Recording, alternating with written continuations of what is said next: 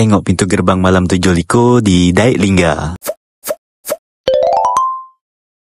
Assalamualaikum Ika semua. Apa khabar Ika hari ni? Sekarang ni kami nak ajak Ika tengok suasana malam 7 liko di Daik Lingga. Pintu gerbangnya bermacam-macam ya. Ada yang bentuk kapal, terus ada bentuk bintang besar macam gini. Pokoknya model-model itu keren lah. Ramai orang yang tengok pintu gerbang kalau dah malam 7 liko. Sekarang jom kita tengok di Kampung Mentok. Kalau ini pintu gerbang yang ada di tikungan Kampung Mentok. Cantik kan? Lepas dari Kampung Mentok, kita lanjut lagi di Kampung Gelam. Kalau ini di Kampung Melukap. Ketika kami melintas, suasananya cukup padat. Jom kita tengok pintu gerbang Kampung Melukap ni dari dekat. Cantik kan? Pintu gerbangnya pun besar. Lepas dari Melukap, kita lanjut tengok di Kampung Bugis. Kalau yang ini di Kampung Seranggung. Maju lagi ke depan, ini nih di Merawang. Kalau yang ini di Kampung Budos. Cantik ya motifnya. Kita kembali lagi ke Daik.